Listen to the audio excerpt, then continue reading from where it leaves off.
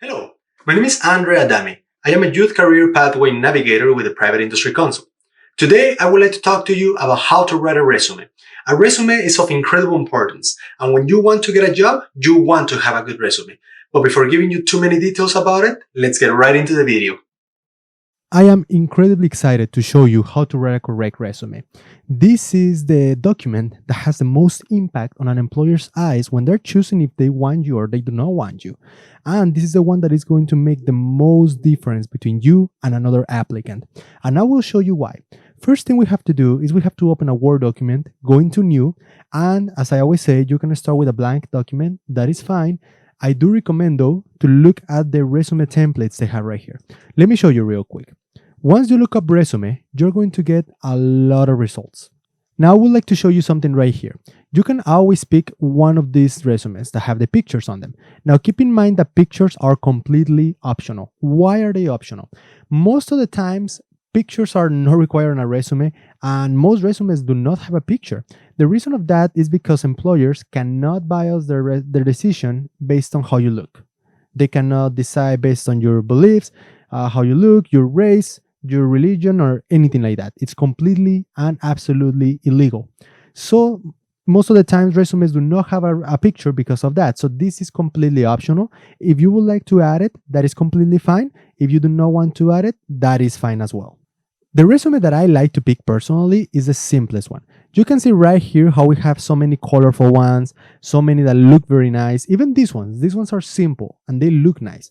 I personally like to choose this one right here, the simple resume.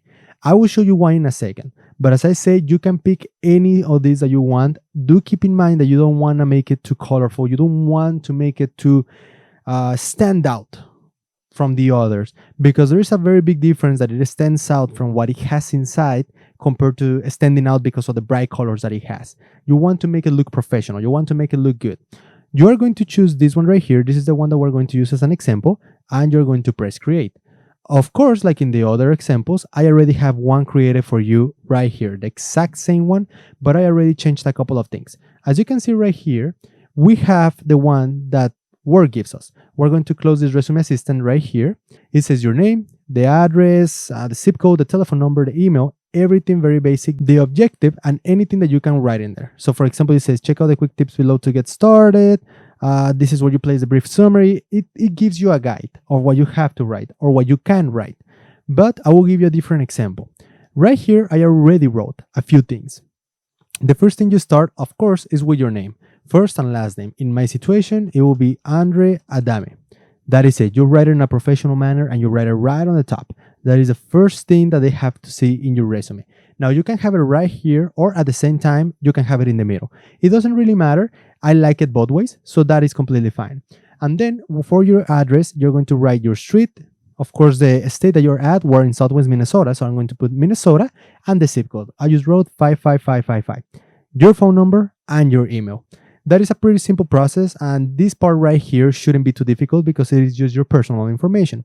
But when we get to the next sections, you want to make this as professional looking as possible, and at the same time, you want to stand out from others. You want to write things that other people will not write. For example, most resumes do have an objective section. Some of them don't. If you do not have an objective section right here on the top of your resume, that is completely okay, but some do. Some do have the objective, and you have to write what is your objective. What is your professional objective? As you can see, I wrote a couple of examples right here, which I will read to you. The first one is a general objective. So it doesn't have some field in a specific. It is mainly general. It can go for any kind of field. To grow professionally within a respectful or reputable, you can put whichever one you would like right here. I just put both of them, but you can choose whichever one you would like. Organization, such as the organization that you're applying for, to expand my knowledge and skills. As you can see, this is very general. To grow professionally within let's say that we chose respectful. To grow professionally within a respectful organization, such as the name of the organization, XYZ organization, to expand my knowledge and skills. Very general, very simple. But now when we move to the next section, this is a little bit more specific. This one right here, the example that I wrote is To develop my sales skills, this is for sales. This is an objective for somebody in sales, somebody that is going to be getting into the sales industry, either if it is the first time or if they have been there for years. To develop my sales skills in a more professional level or environment, you can choose whichever one or both, or if you have another word that sounds even more professional, that is fine. To develop my sales skills in a more professional level and grow within the industry with the guidance of a respectful company such as, and the company that you're applying for, such as XYZ organization. As you can see right here, this is mainly focused on sales. So you will be applying for a medical field, you will be applying for an engineering field. You'll write it differently, but something more specific for your objective. It is easier to have an idea of an objective when somebody gives you an example like this one. It is not hard to write, and all you have to do is you just have to write what you want, and I always recommend to talk good about the company. That gives you a good eye, that gives them a good example of your respect towards them, because they of course want to hire somebody that respects the company. So you want to talk good about them. So that is the objective. Very important, very essential, but once again, if you don't have it, that is fine as well. But I do recommend to write an objective right here so employers know what you want. Next, we're going to move into the skills and abilities. Now, I'll tell you the truth, this is not an easy part, okay? It can take a little bit of thinking in order to know what to write right here. But basically, you just have to talk about the skills that differentiate you from anyone else. For example, one thing I do recommend you to do, and this is a little practice that I usually do when I'm going to write a resume, and I recommend people doing, is write a piece of paper. Just take a piece of paper and write right there. Make a line in the middle and write your skills in what are you good at and what are you not good at. What do you need to improve? Write the things that you think you're good at and the things that you don't think you're good at, and that's going to give you your skills and abilities. So that way, you right away have your little chart that you wrote, and you just sat down and thought, okay, I'm good at, let's say, for example, multitasking right here. Let's say that you're working in a place that requires a lot of moving, a lot of doing two things at the same time, because that's what multitasking means, doing several things at the same time. So let's say that you're very good at that. Perfect. You write it down. Now you start thinking, all right, I speak two languages. In my example, I speak Spanish and English. So there we go. I'm bilingual. You write it down. Usually what I like to do is you're writing down and you start thinking, okay, I'm very good for talking with customers and then to put their trust on me. Perfect. You're trustworthy. You know how to keep confidential information as something that only stays within the company. And let's say as well that you are pretty good for creating different things in a correct manner. You don't have any mistakes. You always double check things and everything. Then you have attention to detail. That's how you write your skills and abilities. As I said, you just make a little chart of the things that you're good at. And I recommend to write the things that you need to improve on, because they're going to help you know what you need to work on. And they're going to help you identify your skills and your abilities. Then we're going to move into your experience. As I said right here, this is a little bit more difficult, but I usually recommend to write minimum 3. And there is not really a maximum, but at the same time, you don't want to completely fill this up. So I usually try to stay within the 4 to 5 area. That should be good. On the experience section, here is where you are going to start typing a little more. The experience section is where you're going to write everything that you have done until today on the professional aspect of life. First thing you're going to do is this, the dates. You're going to write since when to when do you work on a specific place. Now, there are some rules on here. There are some rules that you're going to have to identify, so that way you look better than other applicants. The first rule right here is when you're going to write where you have worked at, you should not write anything over 5 years ago. Nothing past that. To give you an example, let's say that you are 18. Let's say that you start getting into the professional life. Just start jumping into there. And you're 18 years old. Most companies are not going to care about what you were doing when you were 13 years old. That's a 5-year difference. That's why I usually recommend to go a maximum of 5 years back. And if you can even stay shorter, that's even better. Let's say that you've been working at the same place for 3 years. Excellent. You write it right here. And before that, you wrote in XYZ company for 1 year, then you write it right here, 4 years. That's perfect. If you have another job that you work there for another 2 years, for example, that it's going to be very relevant, then you write it down. It doesn't matter if you sometimes go over the amount of years, as long as it is going to show that you are consistent, that you're not changing jobs. And that brings me to the next rule. How much am I supposed to be in a job for it to not look like I'm just jumping from position to position? I usually recommend to last at least 2 years. That is a recommended option. That is what is recommended for most companies and for most professional aspects of life. Now, if let's say after a year and a half, you have a very good job opportunity, that is fine. That is completely fine, and you can move up. You can change to the different job if you get a very good opportunity to change your job. But I usually recommend to stay anywhere around minimum 2 years, 2 to 3 years. Now, if you like your position, and you want to stay longer, absolutely. There is no limit on how long you can stay. But I do recommend to be a minimum of 2 years. So you're right there. Keep in mind that if you just last 1 year, 6 months to a year in a specific position, and you are jumping and jumping and jumping from job to job, it's going to show the employer that you are not consistent. And that you do not stay on a job for a long period of time, either because once again, you're not consistent, or it can be because you have issues with most employers that you work with, or it can be the impression that you don't deal well with others and that's why you're moving. There can be very many different ways that this can go. That's why it is recommended to last there for a while. So let's start. First, of course, we write the most recent. Let's say that you're working at ABC company. Perfect. You write the most recent one and you write your title. So you put your title right here and then you write the company. So ABC company. Perfect. And then you're going to write a summary of the key responsibilities and more stellar accomplishments. But make sure, and I wrote this right here, make sure this is in a bullet format, not a paragraph format. Why is that? If you write it in a bullet format, you can see right here how Word automatically put it in a bullet. I did not add this. I will show you the one that we opened before. This is automatically made as a bullet. Why is that? Because it looks much better. It looks much more professional compared to if you were to write it right here as a whole paragraph. That will look a little messy. So you have to write it as a bullet right here. So you write your first responsibility. Let's say that you were on sales, and one of your responsibilities was to take care of customers' complaints. I'm just going to use something very simple, something that most students go through on their first jobs. On a cell phone company, let's use as an example. You're working on a cell phone company and you do a lot of resolution from the customer's devices. Perfect. From their complaints or a lot of technical support. Then your first period could sound something like this. Constant technical support by helping customers fix their technological issues. That is something that you can write. It sounds nice, it sounds professional, and once again, you have to write something and make it sound pretty nice. Let's say that everything you have done is mowing lawn. All right? Let's say that you just work on some department for the whole summer on these apartments and these houses, and you were working there for the summer and you were just mowing lawns. Of course, you can write mowing the lawn for summer. That is completely fine. But you want to make it sound professional. So it would sound very different to write doing landscaping in X amount of houses. Sorry. That would be excellent right there.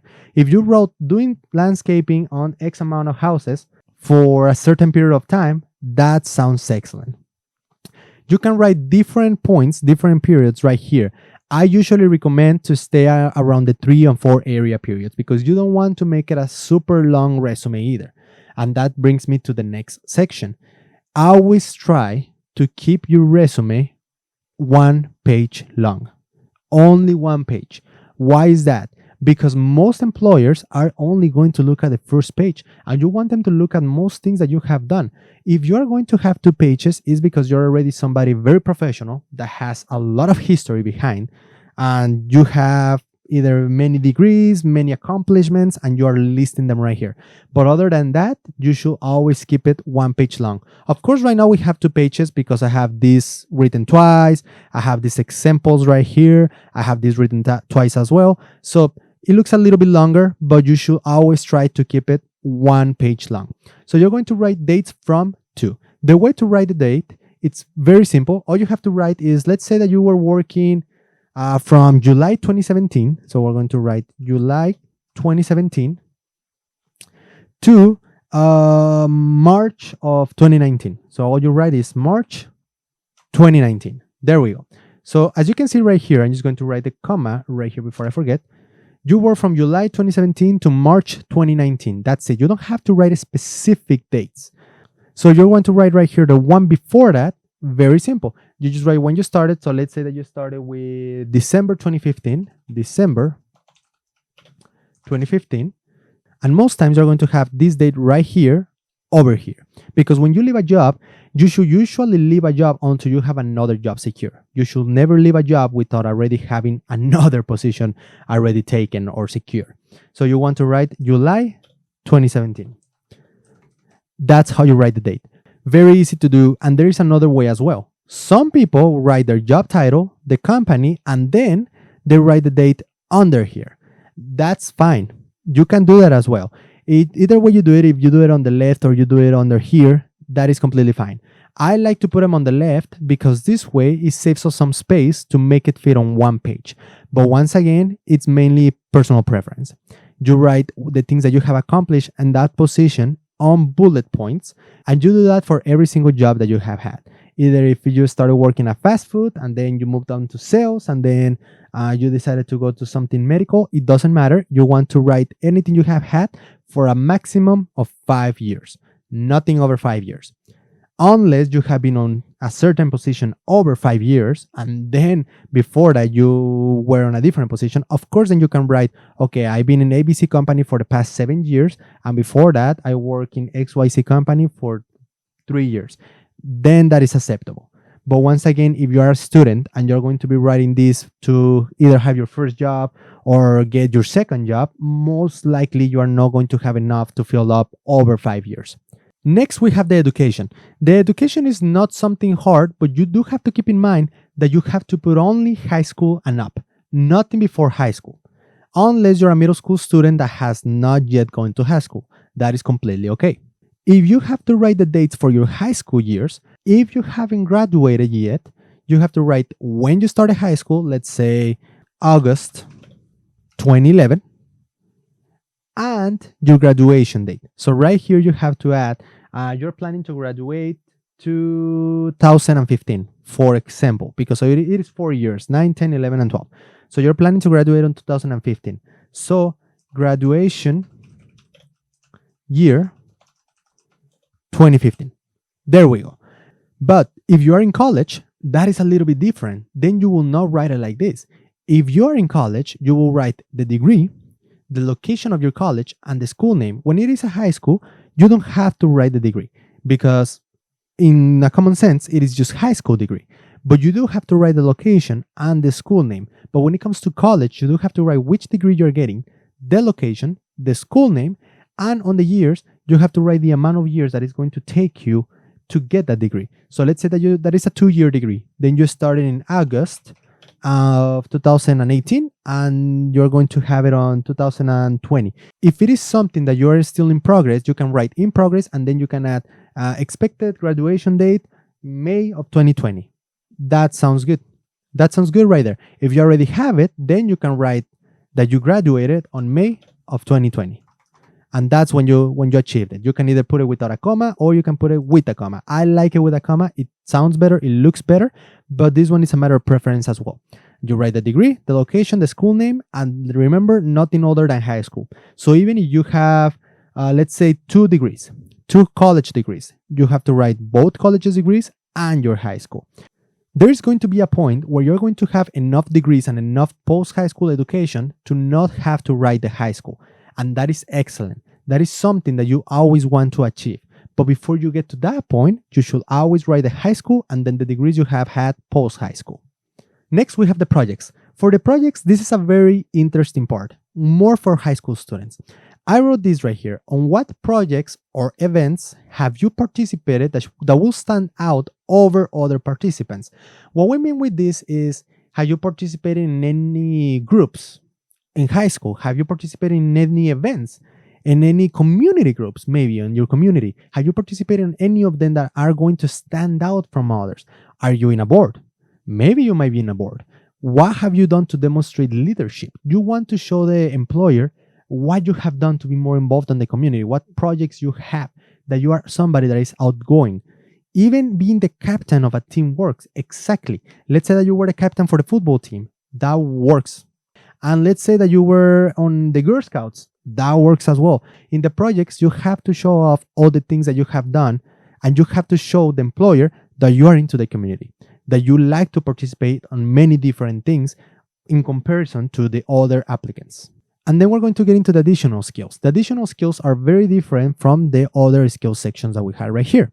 For the additional skills, you have to write things that you think are important, but not as important as these ones right here. Here, you want to write the ones that you think are really, really going to make you stand out. Here, you can write the ones that you consider secondary, but that are going to be very good as well, such as friendly. Are you friendly? Perfect. Add it right there. Are you creative? Perfect. Add it right there. What about if you're very good on professionalism? Add it down here as well. As you can see right here, you have to write things that are really going to make you stand out. And over here, you want to write any additional skill that you might have that are maybe other applicants do have as well, but you want to show that you have it as well and that you dominate it. So that's what you want to write over here, and you want to do it as well on bullet point format. So you want to write skill 1 and then skill 2 and take it like that. I usually recommend as well to go anywhere between 4 and 5 skills, no longer than that. Once again, you don't want to make it too long, and you want to keep it 1 page only. That being said, let's make a little review. You write your personal information over here on the top. You write your street, your address, the state, phone number, and email, and of course the zip code. Then you write the objective that you have applying for a specific position. Of course, you can leave a general objective, or you can change it depending on the place that you're applying in for. I recommend to do the second one because it gives it a more special touch to that specific employer. Then we have the skills and abilities, and remember, you have to write the skills that are going to really make you stand out, the skills that you might have that others do not have.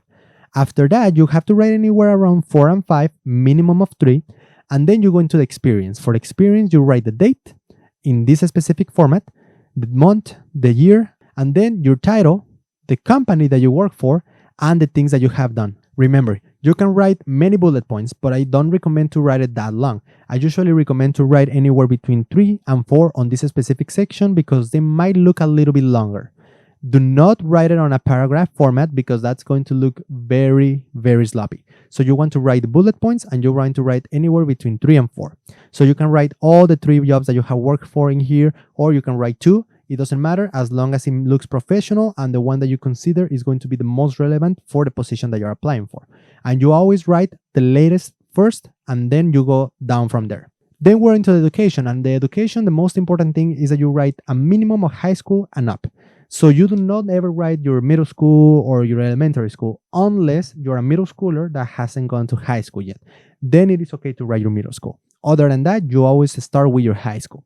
And if you have degrees and everything, you have to write right here, degree, the name of your degree, the location, the school name that you took your degree on, and the dates that you performed that degree. Same with the high school. For your high school degree, you can, if you decide to write high school degree, the location of your high school, the name of your high school, and the dates that you were on high school. But remember, only high school and up unless you're a student under high school. On the project section, this is really going to take you apart from the other applicants. You have to really show off the things that you have done right here. You want to write what projects have you done? What events have you been on? What have you participated on? You want to show off that leadership and that ongoing personality that you will have. This is going to catch the employer's attention right away, and they will want to call you immediately. So if you write a good section of projects, that is really going to put you on the top 3 of applicants for whichever company you're applying for. And on additional skills, you have to add the skills that are not going to be as important as these ones and maybe won't have as much effect as these ones, but they're still essential to add.